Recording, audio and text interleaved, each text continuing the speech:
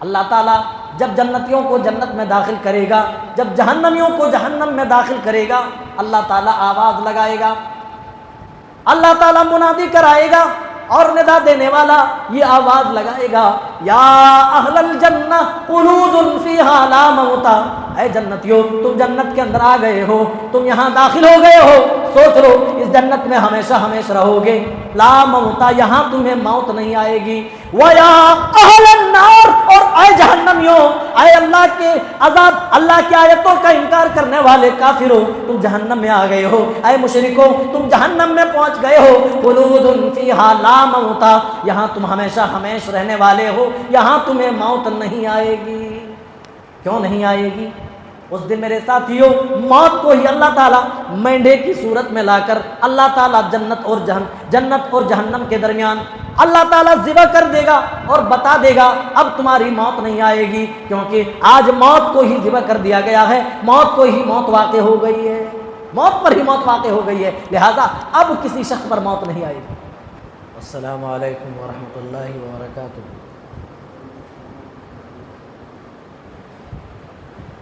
الحمد للہ الواحد الاحد والفرد الصمد الذي لم يلد ولم يولد ولم يكن له كفوا احد، والصلاة والسلام على سيد الانبياء والمرسلين وعلى آله واصحابه اجمعين، اما بعد، قال النبي صلى الله تعالى عليه وسلم ان تجتنبوا كبائر ما تنهون عنه نكفر عنكم سيئاتكم وندخلكم مدخلا كريما۔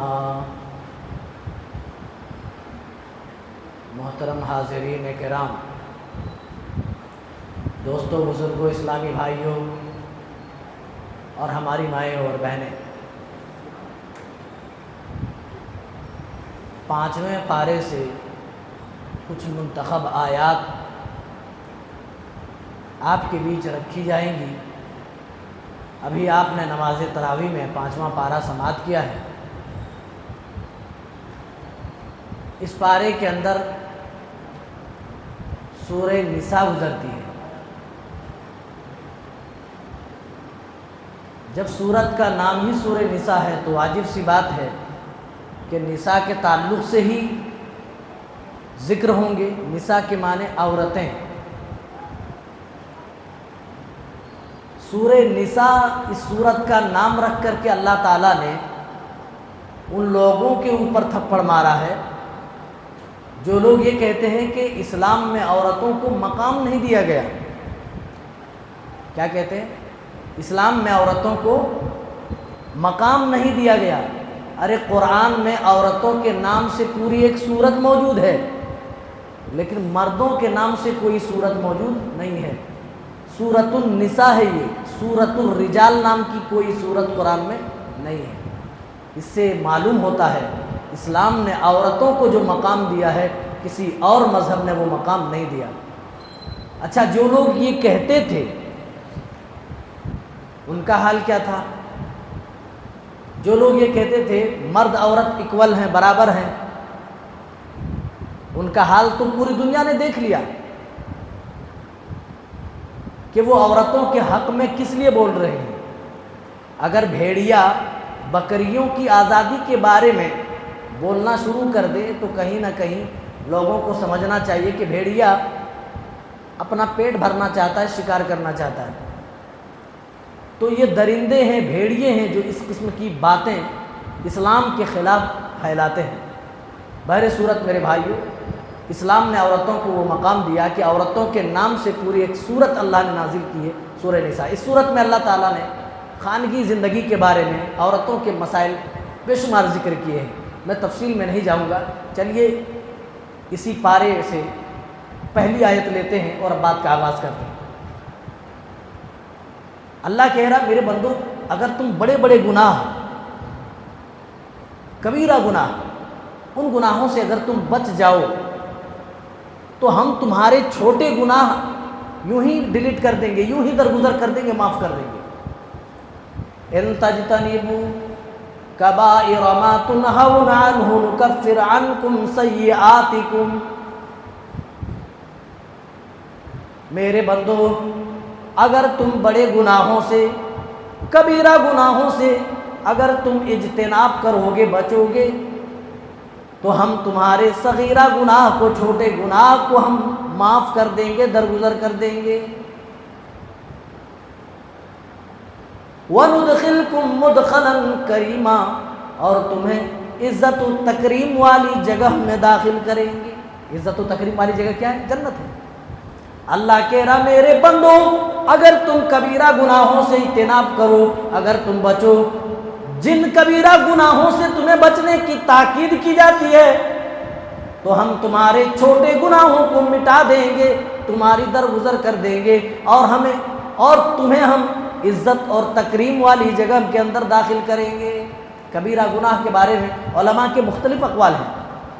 बाज़ उलमा ने कहा है कबीरा गुनाह से मुराद वो गुनाह है जिस पर इस्लाम में बाकायदा हुदूद कायम किए गए हैं। जैसे कोई ज़िनाकार अगर शादीशुदा है तो उसे पत्थरों से मार मार कर हलाक कर दिया जाएगा। अगर वो शादीशुदा नहीं है तो उसे 100 कोड़े मारे जाएंगे और शहर बदर किया जाएगा। ये हद इस्लाम ने नाफिज किया है। चूँकि ज़िना एक बड़ा गुनाह है, कबीरा गुनाह है, उसके बारे में अल्लाह ने हद यही लगाई है। जैसे चोरी की सज़ा हाथ काट देना, इसी तरीके से अगर कोई किसी पर इल्ज़ाम लगाता है, बहतान तराशी करता है, और इस्लामी अदालत में अगर वो बहतान साबित ना कर पाए, वो अगर इल्ज़ाम साबित ना कर पाए, तो हद्दे क़ज़फ़ के तौर पर उसे 80 कोड़े मारे जाएंगे। तो कहा इस तरह की हदें जिन गुनाहों से मुताल्लिक़ लगाई गई है इस्लाम में, वो गुनाह मुराद है। बाज़ उलमा का ख़याल है कबाइर से मुराद हर वो गुनाह है जिस गुनाह से मुताल्लिक़ अल्लाह ताला ने जहन्नम की वईद सुनाई है, जिन गुनाहों पर अल्लाह ताला ने लानत मलामत फरमाई है। तो मेरे भाइयों, अगर तमाम अक़वाल को हम मिला लें तो इतनी बात कन्फर्म होती है कि वो तमाम तरह के गुनाह मुराद हैं इससे, जिनके बारे में उलमा के अक़वाल मौजूद हैं, जिनके बारे में हदें नाजिल की गई है, जिनके बारे में जहन्नम की वईद सुनाई गई है, जिनके बारे में अल्लाह ताला ने सख्ती से रोका है, अगर तुमने ये किया तो बदले में तुम्हें ये मिलेगा। तो हम कबीरा गुनाहों से बच जाएं। कबीरा गुनाहों से मुताल्लिक़ बाज़ उलमा ने किताबें भी लिखी हैं। तो हम सबको कबीरा गुनाहों से बचने की ज़रूरत है। आगे बढ़िए, अल्लाह ताला औरतों को कह रहा है वला ततमन्नऊ मा फज़्ज़लल्लाहु बिही बादकुम अला बाद। आए औरतों, तुम उस चीज़ की तमन्ना ना करो जिसकी वजह से अल्लाह ताला ने तुम्हें एक दूसरे पर फौक़ियत दी है, एक दूसरे पर मकाम और बरतरी दी है। ये उस मौके पर था जब कुछ औरतें आई और कहने लगी या रसूल अल्लाह, औरतों की गवाही मर्दों के मुकाबले में आधी मानी जाती है, औरतों को मीरास में भी आधा हिस्सा दिया जाता है। अल्लाह के रसूल ऐसा क्यों है? अल्लाह ने कहा ऐ औरतों की जमात, तुम ऐसी चीज़ की तमन्ना ना करो जिसकी वजह से अल्लाह ताला ने तुम्हें एक दूसरे पर फौक़ियत दी है, एक दूसरे पर बरतरी और मकाम दिया है। वला ततमन्नऊ मा फज़्ज़लल्लाहु बिही बादकुम अला बाद लिर्रिजालि नसीबुम मिम्मा इक्तसबू। मर्दों के लिए वही है जो मर्दों ने आमाल किए हैं, जो मर्दों ने कमाए हैं। वलिन्निसाइ नसीबुम मिम्मा इक्तसबन, और औरतों के लिए भी उतना ही आमाल है जो उन्होंने अंजाम दिए, जो उन्होंने कमाए। यानी नेकी और खैर भलाई के मामले में मर्दों के अमाल मर्दों के लिए होंगे, औरतों के अमाल औरतों के लिए होंगे। ऐसा नहीं है कोई मर्द किसी हुक्म पर अमल करे तो उसे ज़्यादा सवाब मिले, और वही हुक्म पर अगर औरत चले तो उसको कम सवाब मिले। अल्लाह कह रहा ऐसा नहीं है।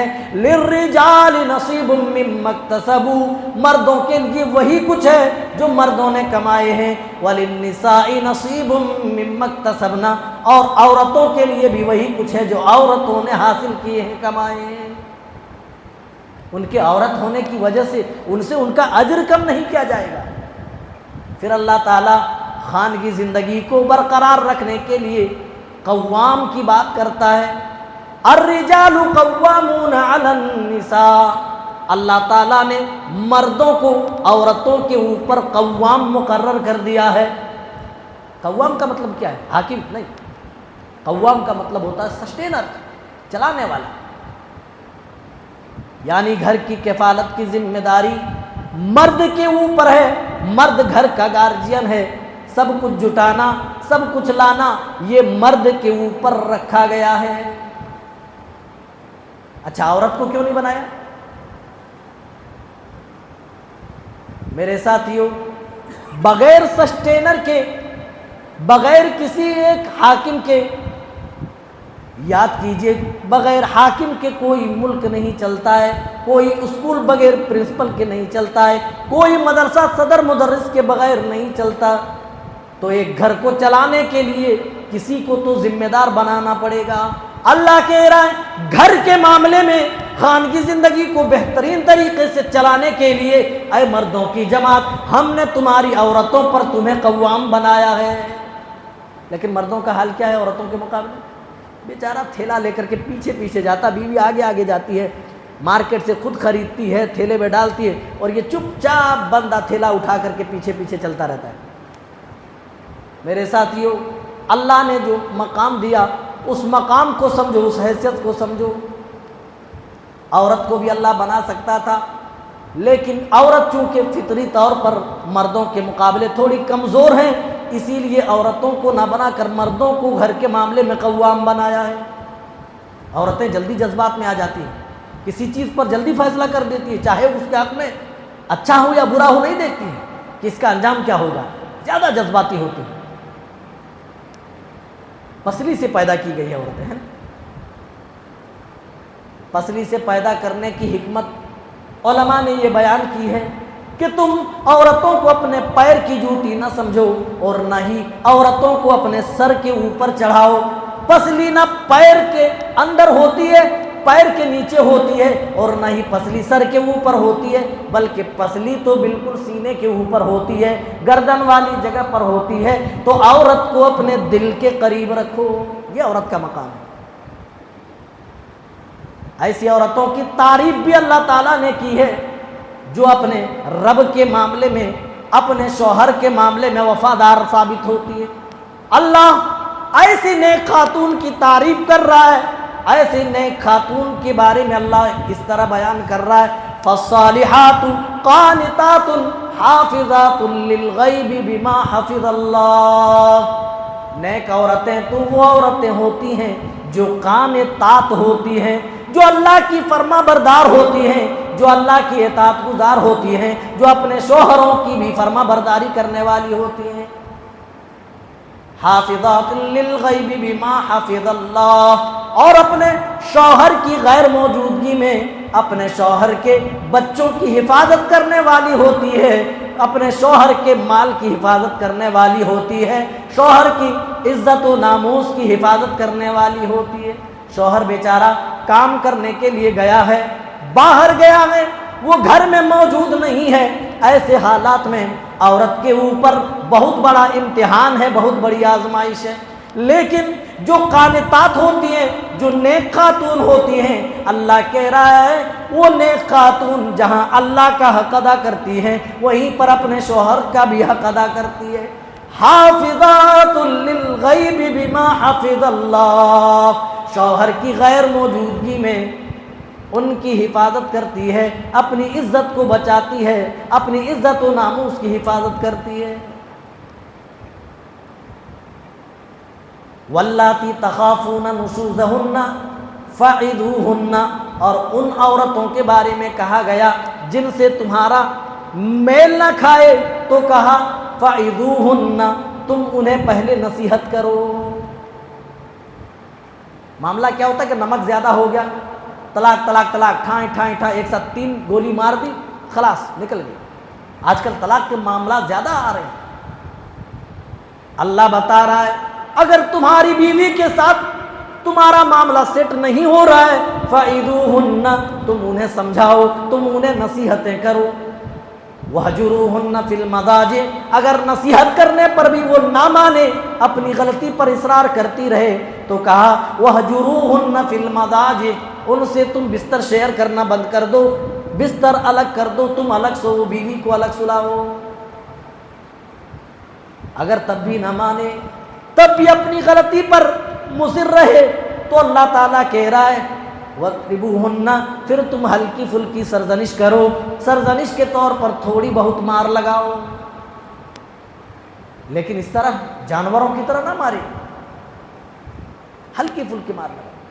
اگر تب بھی نہ بنے تو اللہ کہہ رہا ہے میرے بندو اور مردوں کی جماعت ایسا کرو، شوہر کی طرف سے بھی کچھ لوگ لے لو اور عورت کی طرف سے بھی کچھ لوگ لے لو، یہ دونوں پنچ بیٹھے آپس میں مل جل کر، اور جو بھی مسئلہ ہو اس پر گفتگو کرے۔ کتنی کوشش ہوئی ہے کہ بھائی گھر کا ماحول نہ خراب ہو، گھر کا نظام نہ بگڑے، طلاق کے معاملات نہ سامنے آئے۔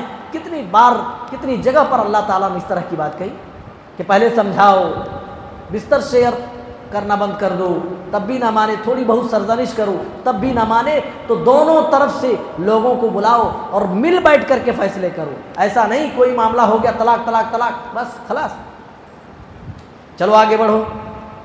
اللہ تعالیٰ فرما رہا ہے یا ایھا الذین آمنوا لا تقربوا الصلاۃ وانتم سکارا، اے ایمان والو تم نشے کی حالت میں نماز کے قریب نہ جاؤ۔ یہ اس وقت کی آیت کریمہ ہے جب شراب حلال تھی، جب شراب حرام نہیں ہوئی تھی۔ ایک حکم آیا تھا کہ شراب کے اندر فائدے سے زیادہ نقصان ہے، بس اتنی بات شراب سے متعلق کہی گئی تھی، شراب اس وقت حرام نہیں ہوئی تھی۔ اب دوسرا حکم شراب کے اوپر نازل کیا جا رہا ہے، لا تقربوا الصلاۃ وانتم سکارا، تم نماز کی حالت میں، تم نشے کی حالت میں نماز کے قریب نہ جاؤ، حتی تعلموا ما تقولون، یہاں تک کہ تم سمجھنے لگو جو کچھ تم کہہ رہے ہو، یعنی تمہیں ہوش آنے لگے، تمہاری عقلیں واپس آنے لگے، تب تک تم نماز کی طرف مت جاؤ، تم نماز کے لیے خود کو کھڑے مت کرو۔ لا تقربوا الصلاۃ وانتم سکارا، نشے کی حالت میں مت جاؤ۔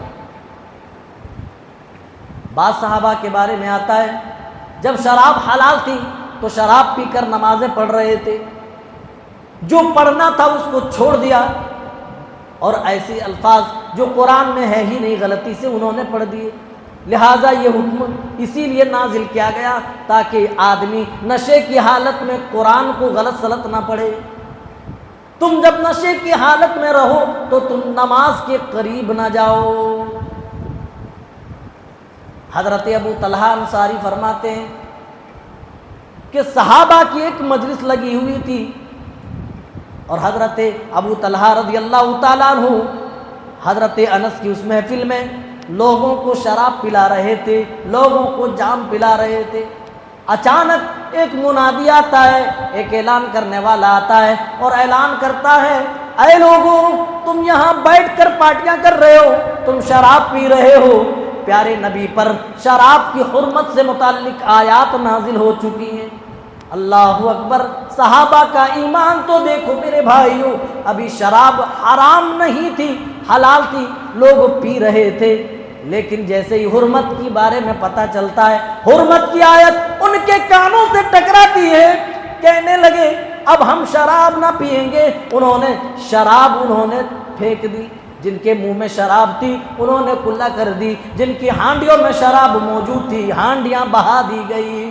اور بیان کرنے والے صحابہ بیان کرتے ہیں ایسا لگ رہا تھا شراب کی حرمت کے بعد لوگوں نے اپنے برتنوں سے شراب اس قدر بہائے، ایسا لگ رہا تھا کہ گلیوں میں باڑھ آ گئی ہو۔ برسات کے موسم میں جب موسلا دھار بارش ہوتی ہے، جب بہت زیادہ بارش ہوتی ہے، گلیوں کوچوں میں پانی بھر جاتا ہے، نالوں میں سے پانی گزر کر جانے لگتا ہے۔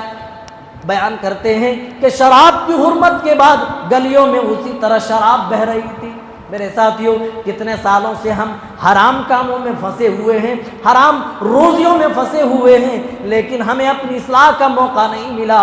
بار بار اللہ کہتا ہے تمہاری کمائی پاک ہونی چاہیے، تمہاری کمائی اسلام کے مطابق ہونی چاہیے، تمہاری پوری زندگی قرآن و سنت کے مطابق ہونی چاہیے، لیکن ہم نے پھر بھی اپنی اصلاح نہ کی۔ صحابہ کو دیکھو، ایک حکم آیا جبکہ وہ شراب کے عادی تھے، شراب ان کی گھٹیوں میں پلی ہوئی تھی۔ ہم کہیں جاتے ہیں تو ہمیں چائے دی جاتی ہے، کافی دی جاتی ہے، ٹھنڈا دیا جاتا ہے، زیرے کا بوتل دیا جاتا ہے۔ وہ جب کہیں مہمانی میں جاتے تھے تو چائے کی جگہ، کافی کی جگہ، ٹھنڈے کی جگہ وہ شراب ایک دوسرے کو پیش کیا کرتے تھے، لیکن اللہ کا حکم آ جانے کے بعد انہوں نے شراب سے فوراً توبہ کر لی، شراب کو ترک کر دیا، چھوڑ دیا۔ ایسا نہیں کہ چلو ٹھیک ہے آج ہی تو حرام ہوئی ہے نا تو آج بھر پی لیتے ہیں۔ کتنے ایسے لوگ ہیں جو اس طرح کرتے ہیں، ٹھیک ہے آج بھر یہ کر لیتے پھر نہیں کریں گے، ہے نا۔ ابھی اکثر لوگوں نے رمضان میں سوچا ہوگا کہ رمضان ختم بھی ہو جائے گا تب بھی ہم نماز پڑھیں گے، لیکن رمضان جیسے ہی ختم ہوگا ان کی نمازیں بھی ختم ہو جائیں گی، کیونکہ شیطان لگا ہوا ہے اور شیطان کے بہکاوے میں انسان آ کر یہ سارے کام انجام دیتا ہے۔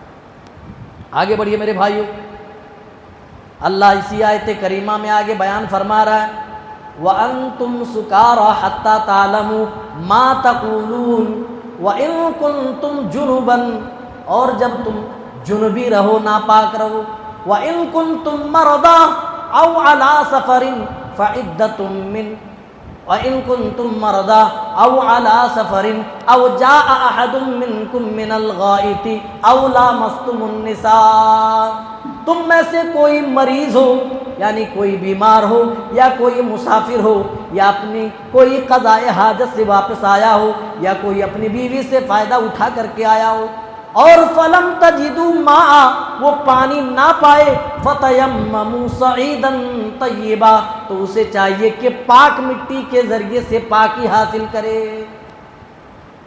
یہ قاعدہ، یہ اصول جان لیجیے، اگر پانی نہ مل رہا ہو ایسی صورت میں تیمم کیا جاتا ہے۔ تیمم مٹی سے کیا جاتا ہے، پاک مٹی سے۔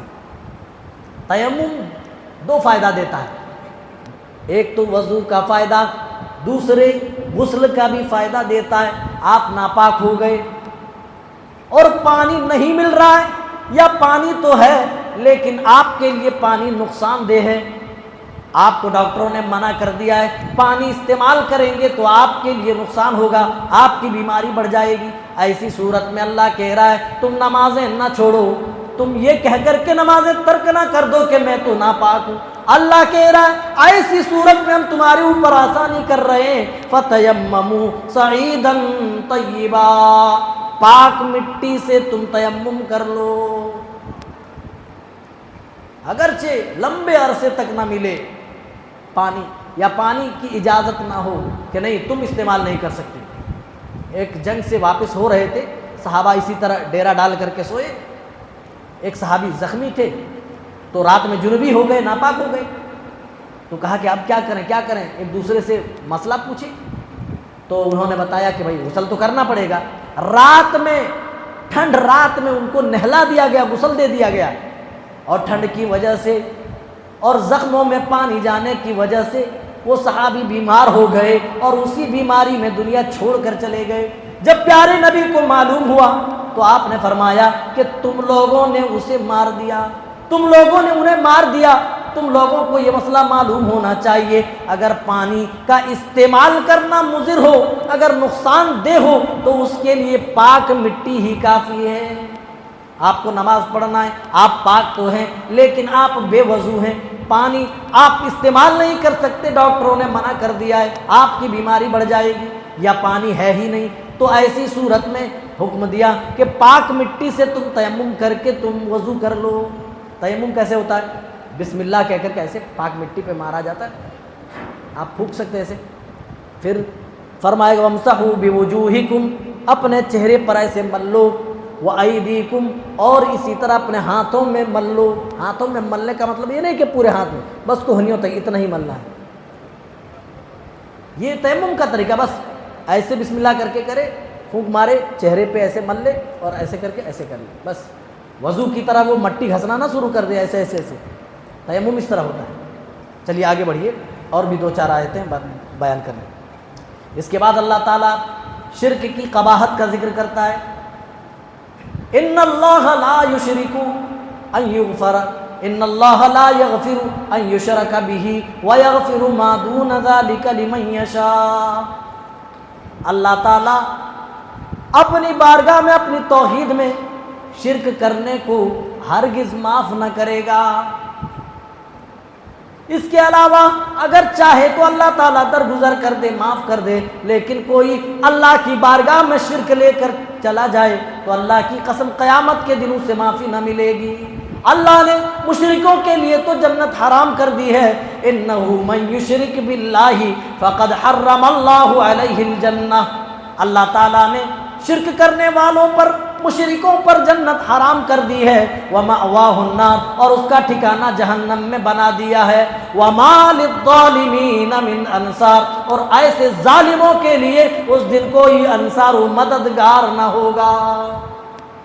ایک جگہ قرآن پاک میں اللہ تعالیٰ نے حضرت موسیٰ کا ذکر کیا، حضرت عیسیٰ کا ذکر کیا، حضرت نوح کا ذکر کیا، حضرت زکریا کا ذکر کیا، بڑے بڑے اجلہ انبیاء کا ذکر کرنے کے بعد اللہ نے فرمایا وَلَوْ أَشْرَكُوا، اگر یہ تمام انبیاء بھی بالفرض محال اگر شرک کر لیتے لَحَبِطَ عَنْهُمْ مَا كَانُوا يَعْمَلُونَ، تو ان کے سارے اعمال برباد کر دیے جاتے، ان کے سارے اعمال اکارت ہو جاتے۔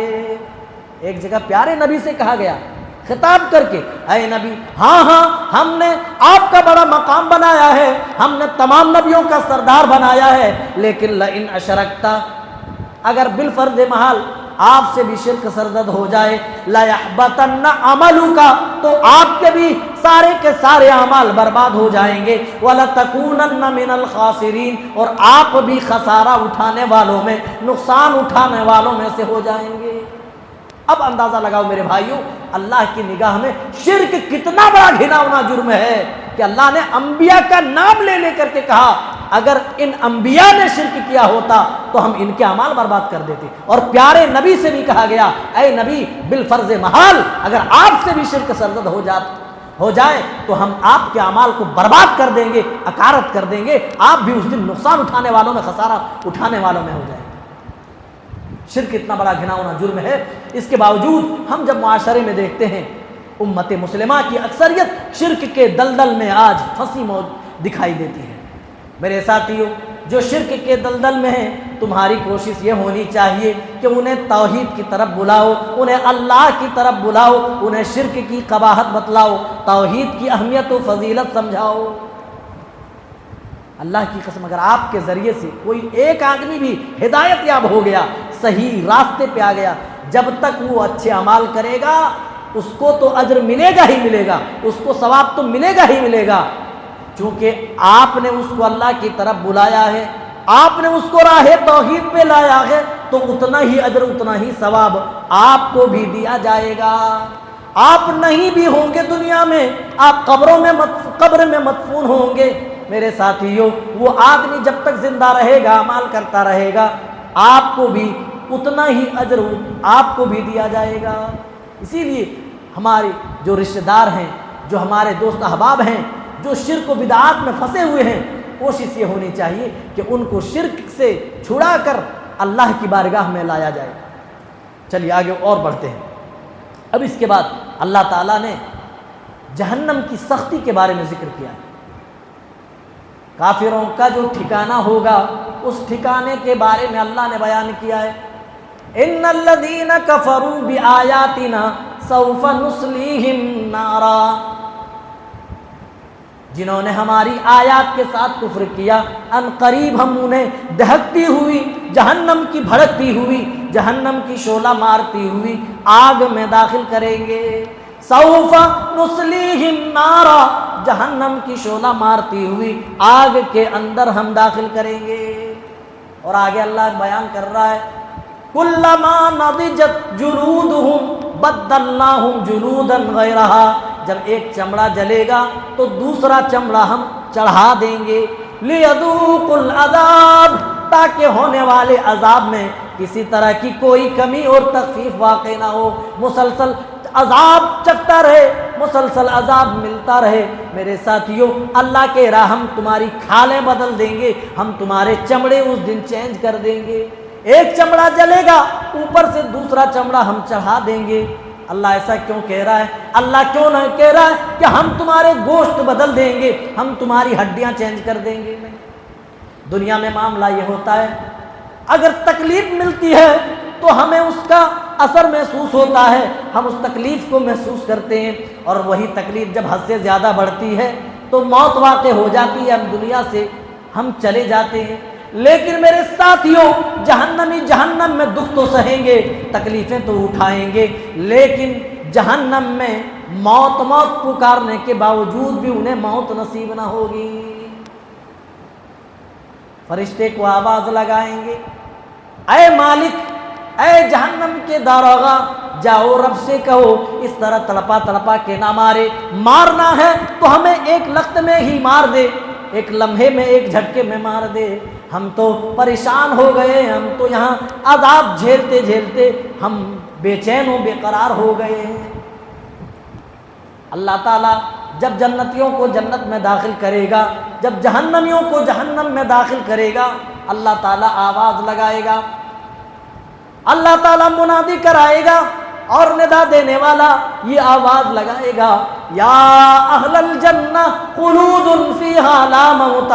اے جنتیوں، تم جنت کے اندر آ گئے ہو، تم یہاں داخل ہو گئے ہو، سوچ لو اس جنت میں ہمیشہ ہمیشہ رہو گے، لا موت، یہاں تمہیں موت نہیں آئے گی۔ وَيَا أَهْلَ النَّارِ، اور اے جہنمیوں، اے اللہ کے عذاب، اللہ کی آیتوں کا انکار کرنے والے کافروں، تم جہنم میں آ گئے ہو، اے مشرکوں تم جہنم میں پہنچ گئے ہو، خلود فیہا لا موت، یہاں تم ہمیشہ ہمیشہ رہنے والے ہو، یہاں تمہیں موت نہیں آئے گی۔ کیوں نہیں آئے گی؟ اس دن میرے ساتھیوں، موت کو ہی اللہ تعالیٰ مینڈے کی صورت میں لا کر اللہ تعالیٰ جنت اور جہنم کے درمیان اللہ تعالیٰ ذبح کر دے گا اور بتا دے گا اب تمہاری موت نہیں آئے گی، کیونکہ آج موت کو ہی ذبح کر دیا گیا ہے، موت کو ہی موت واقع ہو گئی ہے، موت پر ہی موت واقع ہو گئی ہے، لہذا اب کسی شخص پر موت نہیں آئے گی۔ اچھا، یہاں چمڑا اللہ تعالیٰ کیوں چینج کرنا چاہے، کیوں چینج کرے گا اللہ تعالیٰ؟ اس کے گوشت کیوں نہیں بدلے گا؟ اس کی ہڈیاں کیوں نہیں اللہ تعالیٰ بدلے گا؟ ڈاکٹروں سے پوچھیے، جو ماہرین ہیں ان سے پوچھیے، درد کا جو احساس جسم کے اوپر ہوتا ہے وہ اسی چمڑی کے اوپر ہوتا ہے، اسی خال کے اوپر ہوتا ہے۔ آپ نے انجیکشن لگوائے ہوں گے، آپ کو معلوم ہوگا، جب نیڈل اندر جاتی ہے تو جاتے ہوئے جب جیسے چمڑی سے سوئی نکلتی ہے تب درد کا احساس ہوتا ہے، لیکن وہی سوئی جب گوشت کے اندر گھستی ہے تو درد کا احساس نہیں ہوتا۔ یعنی جو درد کا احساس جہاں پر ہوتا ہے، جہاں پر درد کا سینٹر ہے، وہ گوشت نہیں، وہ ہڈی نہیں، وہ چمڑی ہے، اور اللہ کو عذاب دینا ہے، عذاب کا مزہ چکھانا ہے، اسی لیے کہہ رہا ہے میرے بندو، ہم اس دن جہنمیوں کے گوشت پوشت نہ بدلیں گے، اس دن ان کی ہڈیاں چینج نہ کریں گے، ان کی چمڑیاں ہم بدلیں گے۔ وقت بڑی تیزی سے گزر رہا ہے اور آیات ابھی 3-4 اور مزید رہ گئے ہیں۔ اب اللہ تعالیٰ امانتوں کے بارے میں بیان کرتا ہے، ان اللہ یامرکم ان تؤدوا الامانات الی اہلھا، اللہ تعالیٰ تمہیں تاکیدی حکم دیتا ہے کہ امانت والوں کو اس کی امانتیں پہنچا دو، امانت والوں کو اس کی امانتیں دے دو۔ میرے ساتھیوں، امانت داری آج معاشرے سے ختم ہوتی جا رہی ہے۔ ہم نے امانت کا مفہوم ہی بہت چھوٹا سمجھ رکھا ہے۔ میرے ساتھیوں، ہمارے لیے ہمارا دین امانت ہے، یہ قرآن امانت ہے، پورا اللہ تعالیٰ کا یہ دین ہمارے لیے امانت ہے، اور اللہ تعالیٰ آپسی جو حقوق ہیں، جو آپسی امانتیں ہیں، ان امانتوں کے بارے میں اللہ بیان فرما رہا ہے۔ تمہاری جو آپس کی امانت ہے اس کو تم حق والوں کو دے دیا کرو، کیونکہ اگر تم ادا نہ کرو، پیارے نبی نے ایک حدیث میں فرمایا تؤتن الحقوق الی اہلھا، حق والوں کو ان کا حق دے دو، اگر تم نہیں دو گے تو قیامت کے دن تم سے لیا جائے گا۔ حتی یقاد للشاة الجلحاء من الشاة القرناء، وہ دن تو وہ دن ہوگا جس دن اگر ایک بکری نے دنیا میں بے سینگ والی بکری کو مارا ہوگا تو اس کا بھی حساب دلوایا جائے گا۔ تو میرے ساتھیوں، اگر ہم کسی کا حق لے کر چلے گئے، کسی کی امانت کھا کر چلے گئے، تو کیا اس دن ہم سے حساب نہ لیا جائے گا؟ اللہ کہہ رہا ہے میرے بندو، اس امانت کی تم قدر کرو، پاس لحاظ رکھو، امانت میں خیانت نہ کرو۔ جس کی جو امانت ہے، امانت والوں کو اس کی امانتیں پہنچا دیا کرو، دے دیا کرو۔ کسی صحابی نے ایک مرتبہ پوچھا، اللہ کے رسول قیامت کب آئے گی؟ آپ واعظ و نصیحت کر رہے ہیں، آپ نے کوئی جواب نہیں دیا، آپ برابر اپنے دعوت میں مصروف رہے، آپ واعظ کرتے رہے، نصیحت کرتے رہے۔ جب آپ نے اپنا واعظ ختم کیا تو پوچھا وہ سائل کہاں گیا، وہ سوال کرنے والا کہاں گیا جو پوچھ رہا تھا کہ قیامت کب آئے گی؟ کہ اللہ کے رسول میں تھا، میں پوچھ رہا تھا کہ قیامت کب آئے گی۔ پیارے نبی نے فرمایا جب امانتیں ضائع کر دی جائے، اذا ضیعت الامانہ، جب امانتیں ضائع کر دی جائے تو سمجھ لینا کہ قیامت قریب ہے۔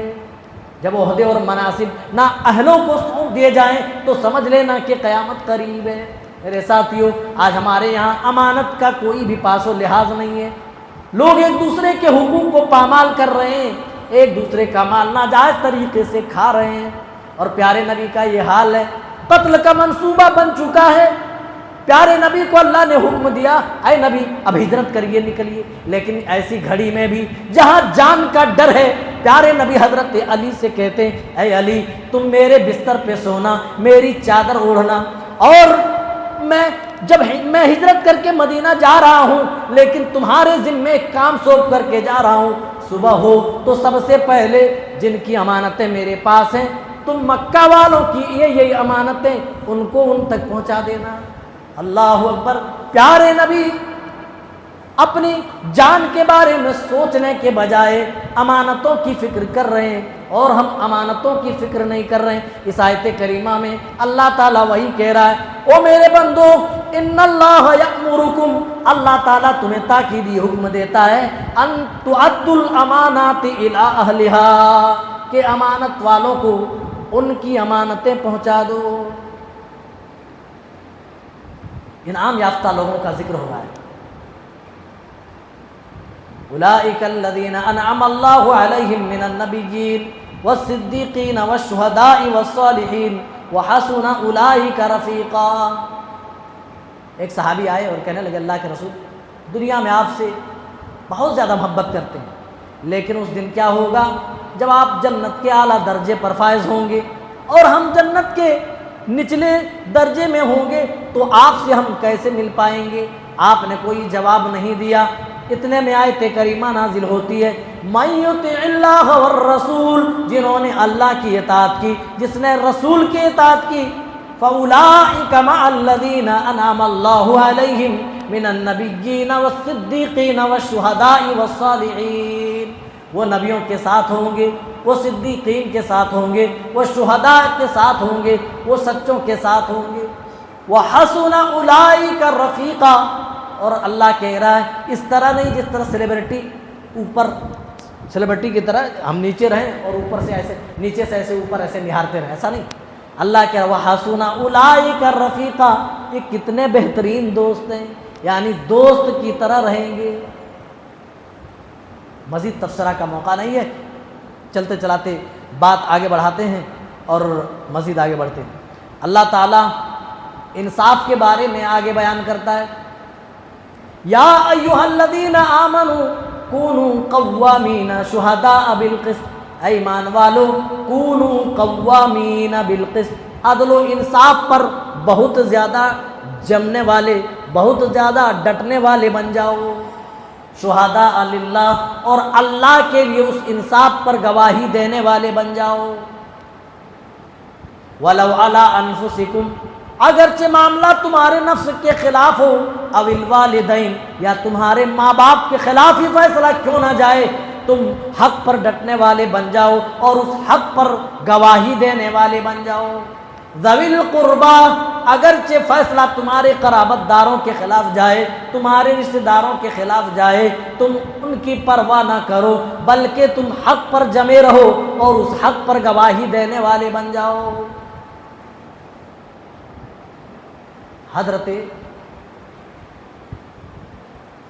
بروقت اس صحابی کا نام میری زبان میں نہیں آ رہا ہے، اللہ کے رسول صلی اللہ علیہ وسلم نے خیبر بھیجا یہ پتہ لگانے کے لیے کہ فصلوں کا کیا معاملہ ہے۔ جب خیبر کو آزاد کیا، جب خیبر فتح کیا، تو یہودیوں کو ہی وہاں کی زمینیں اللہ کے رسول صلی اللہ علیہ وسلم نے عنایت کر دی، اور ایک صحابی کو بھیجا کہ جاؤ دیکھو، تخمینہ لگاؤ، اندازہ لگاؤ خیبر کا کیا حال ہے، فصلوں کا کیا حال ہے، پھلوں کا کیا حال ہے۔ اور جو کچھ پھل وہاں پیدا ہوتے تھے، جو کچھ فصلیں وہاں پر پیدا ہوتی تھی، تخمینہ لگانے والا تخمینہ لگاتا تھا، اندازہ لگاتا تھا، اور اسلامی اسٹیٹ کو، اسلامی حکومت کو جتنا دینا ہوتا تھا اس سے وصول کر لیا جاتا تھا، لے لیا جاتا تھا۔ وہ آئے اور کہا یہودیوں سے کہ پھلوں کا کیا معاملہ ہے، فصلوں کا کیا معاملہ ہے، پورا دکھاؤ۔ تو یہودیوں کے بڑے بڑے جغادری، بڑے بڑے علماء اور رہبان اس صحابی کو پکڑے اور سائڈ لے گئے ایسے کر کے، اور کان میں دھیرے سے بولے کہ کچھ لے دے کر کے معاملہ کر دو نا ہمارے اوپر۔ رشوت کی پیشکش، سونے اور چاندی پیش کیے گئے، غلے اور پھل فروٹ پیش کیے گئے کہ تم ہمارے اوپر نرمی برتو، ہمارے اوپر تھوڑے نرمی سے کام لو۔ وہ صحابی بھڑک گئے، کہا تم مجھے رشوت دینے کی کوشش کرتے ہو؟ اللہ کی قسم، میں جس ذات کی طرف سے بھیجا گیا ہوں وہ میرے نزدیک سب سے زیادہ محترم ہیں، وہ میرے نزدیک سب سے زیادہ عزیز ہیں، اور اے یہودیوں، کائنات میں سب سے زیادہ اگر میں کسی سے نفرت کرتا ہوں، اے یہودیوں وہ تم ہو۔ لیکن رسول سے حد درجہ محبت کے باوجود اور تم سے حد درجہ نفرت کے باوجود بھی مجھے ناانصافی پر یہ دونوں چیزیں نہیں ابھار سکتی۔ ہاں میں رسول سے حد درجہ محبت کرتا ہوں، اس محبت کی وجہ سے تمہارے اوپر میں ظلم کرنے والا نہیں۔ ہاں میں تم سے نفرت کرتا ہوں، لیکن یہ نفرت مجھے ظلم پر نہیں اکسا سکتی، مجھے تم پر ناانصافی پر نہیں ابھار سکتی۔ مسلمانوں کا یہ حال ہے۔ وہاں جو بڑے بڑے جغادری تھے، بڑے بڑے رہبان اور علماء تھے، اللہ کی قسم سب نے بیک وقت ایک ہی زبان کہا، اسی عدل و انصاف کی وجہ سے زمین و آسمان قائم ہیں۔ کیا کہا؟ اسی عدل و انصاف کی وجہ سے زمین و آسمان قائم ہیں۔ کل تک ہمارے انصاف کی گواہی غیر مسلمین دیا کرتے تھے، ہم تو بھائی دوسروں کا تو چھوڑو، اپنے بھائی کا مال ڈکار جاتے ہیں اور ایک گھونٹ اوپر سے پانی بھی نہیں پیتے۔ آدمی دوسرے کا حق کھا لیتا ہے، بھائی کا حق مار لیتا ہے، بہنوں کا حق مار لیتا ہے، اپنی بیوی بچوں کا بھی سیونگ کے نام پر آدمی حق مارتا رہتا ہے۔ اور یہاں یہ حال ہے، اپنے سگے دشمن سے کہہ رہے ہیں ہاں تم میرے دشمن ہو، تم سے میں نفرت کرتا ہوں، لیکن اس کے باوجود بھی میں تم سے ناانصافی سے کام نہیں لوں گا، تمہارے اوپر ظلم کو روا نہیں رکھوں گا۔ اللہ اکبر، یہ انصاف کا حال تھا میرے بھائیوں۔ ہم نے اس انصاف کا آج ہم نے دامن چھوڑ دیا ہے۔ چلیے آخری آیت اور بات ختم، آخری آیت لیتے ہیں ڈائریکٹلی۔ اللہ تعالیٰ فرما رہا ان اللہ جامع المنافقین والکافرین فی جہنم جميعا۔ جو ہمیشہ جہنم میں رہنے والے ہوں گے، جانتے یہی دونوں ہیں، کافر اور منافق۔ اللہ تعالیٰ مومنوں کو اگر ان کے اندر گناہ ہوگا تو اللہ تعالیٰ چاہے اپنی رحمت سے معاف کر دے گا، یا نبی کے شفاعت سے معاف کر دے گا، یا اللہ تعالیٰ سزا دے کر کے اسے جہنم سے نکالے گا لیکن جنت میں ڈالے گا۔ لیکن اللہ کہہ رہا ہے جو ہمیشہ جہنم میں رہیں گے وہ کافرین ہیں، وہ منافقین ہیں۔ ان اللہ جامع المنافقین والکافرین فی جہنم جميعا۔ اللہ تعالیٰ کافروں کو اور منافقوں کو جہنم میں ایک جگہ جمع کرنے والا ہے۔ پھر منافقوں کی کارستانی اللہ نے بیان کی، یخادعون اللہ، یہ اللہ کو دھوکہ دینے کی کوشش کرتے ہیں، وَهُوَ خَادِعُهُمْ، جبکہ اللہ تعالیٰ اس دھوکے کا بدلہ انہیں دینے والا ہے۔ وَإِذَا قَامُوا إِلَى الصَّلَاةِ قَامُوا كُسَالَىٰ، جب یہ نماز کے لیے کھڑے ہوتے ہیں تو بڑے سست ہوتے ہیں، بڑے کاہل ہوتے ہیں۔ یُرَاءُونَ النَّاسَ، اللہ کی رضا مقصود نہیں بلکہ لوگوں کو دکھانا مقصود ہوتا ہے کہ لوگ ہمیں ایمان والا سمجھیں۔ میرے ساتھیوں، ہمارا کیا حال ہے؟ عبادتوں میں بہت ڈھیلے ڈالے نظر آتے ہیں، فرض نمازوں کی ہمیں پرواہ نہیں ہوتی۔ رمضان کا مہینہ ختم ہوگا، ہم نمازیں مسجدوں کے ذمے چھوڑ کر چلے جائیں گے۔ میرے ساتھیوں، غور کرو، پیارے نبی صلی اللہ علیہ وسلم، اللہ تعالیٰ منافقوں کے بارے میں کیا بیان کر رہا ہے کہ جب وہ نماز کے لیے کھڑے ہوتے ہیں قاموا کسالا، تو اپنی نمازوں میں وہ سستی کرتے ہیں، کاہلی کرتے ہیں۔ یراؤن الناس، وہ لوگوں کو دکھاتے ہیں۔ ولا یذکرون اللہ الا قلیلا، اللہ کا ذکر، اللہ کا نام بہت تھوڑے ہی وہ لیتے ہیں۔ مذبذبین بین ذلک، ہمیشہ وہ تذبذب کے شکار ہوتے ہیں۔ لا الہ ہؤلاء ولا الہ ہؤلاء، نہ ادھر ہی مکمل طور پر ہو پاتے ہیں نہ ادھر ہی مکمل طور پر ہو پاتے ہیں۔ شاعر نے کیا کہا؟ سراسر سنگ ہو جا یا موم ہو جا، یا تو سخت ہو جا یا موم کی طرح نرم ہو جا۔ لیکن منافقین کے بارے میں کہا گیا نہ تو یہ سخت ہو پاتے ہیں اور نہ ہی موم ہو پاتے ہیں۔ جدھر پلہ یہ بھاری دیکھتے ہیں یہ ادھر ہی جھک جایا کرتے ہیں۔ اللہ فرما رہا ہے ان المنافقین فی الدرک الاسفل من النار، یہی وجہ ہے کہ منافقین جہنم کے سب سے نچلے طبقے میں جمع کیے جائیں گے، سب سے نچلے طبقے میں رکھے جائیں گے۔ جہنم کے بھی طبقات ہیں، درجات ہیں۔ منافقین کو جو ٹھکانہ ملے گا وہ جہنم کا سب سے نچلا درجہ ہوگا، سب سے نچلے درجے میں منافقین ہوں گے۔ اب آخری آیت میں اللہ تعالیٰ کیا بیان فرما رہا ہے؟ ما یفعل اللہ بعذابکم، ہم سب کے لیے نصیحت ہے میرے بھائی۔ اللہ کہہ رہا ہے میرے بندوں، اللہ تمہیں عذاب دے کر کے کیا کرے گا؟ ما یفعل اللہ بعذابکم ان شکرتم وآمنتم، اگر تم اس رب کی شکر گزاری کرو، اس رب پر ہمیشہ ایمان کامل رکھو، تو رب کو کیا پڑی کہ وہ تمہیں عذاب دے، رب کو کیا ضرورت کہ تمہیں تکلیف دے۔ اللہ ایمان کا مطالبہ کر رہا ہے، اللہ تعالیٰ شکر گزاری کا مطالبہ کر رہا ہے۔ تو میرے بھائیوں، شکر گزاری کے ساتھ اپنے ایمان پر تا زندگی ڈٹے رہو، اللہ کے عذاب سے بچ جاؤ گے۔ اللہ خود کہہ رہا ہے ما یفعل اللہ بعذابکم، اللہ تمہیں عذاب دے کر کیا کرے گا؟ اللہ کو کیا سروکار کہ تمہیں عذاب دے، جب کہ تم شکر گزار بنے رہو، جب کہ تم اپنے اندر ایمان جمع کیے رہو۔ تو سب سے جو ضروری چیز ہے وہ ایمان، اور ایمان کے بعد رب کی شکر گزاری، جس رب نے کھلایا، جس نے پلایا، جس نے چلنے پھرنے کی طاقتیں دی، جس نے زندگی گزارنے کے اسلوب اور طریقے سکھائے، اس کی شکر گزاری کرو۔ اور سب سے بڑی شکر گزاری یہ ہے کہ جب بھی اس رب کا بلاوا آئے، بندہ رب کی بارگاہ میں جا کر کے اپنا جبیں جھکا لے، اپنا سر سجدے میں لے جائے، یہی سب سے بڑی شکر گزاری ہے میرے بھائیوں۔ اور اکثر لوگ اسی شکر گزاری سے کوسوں دور ہیں۔ اللہ تعالی ہم تمام کو صحیح سمجھتا کرے، ہم سب کو پکا سچا نمازی بنائے، پکا سچا ایمان والا بنائے۔ اے اللہ جب تک زندہ رکھے، اے اللہ تو ہمیں ایمان پر رکھے۔ اے اللہ ہم سب کی گردنوں کو جہنم سے آزاد فرما، اے اللہ جنت میں اسی طرح ہم سب کو اکٹھا فرما دے۔ اے اللہ اس ماہ مبارک میں اے اللہ ہم تمام کو تمام طرح کی خیر و بھلائیاں زیادہ سے زیادہ حاصل کرنے کی توفیق دے۔ اے اللہ ہماری مغفرت فرما، اے اللہ ہماری توبہ قبول فرما، اے اللہ ٹوٹی پھوٹی اے اللہ بندگیاں، یہ ریاضتیں اے اللہ قبول فرما، جب تک زندہ رکھ ایمان پر، اسلام پر، جب خاتمہ ہو اس حال میں کہ ہم مومن ہوں، موحد ہوں۔ آمین، تقبل یا رب العالمین۔ والسلام علیکم ورحمۃ اللہ وبرکاتہ۔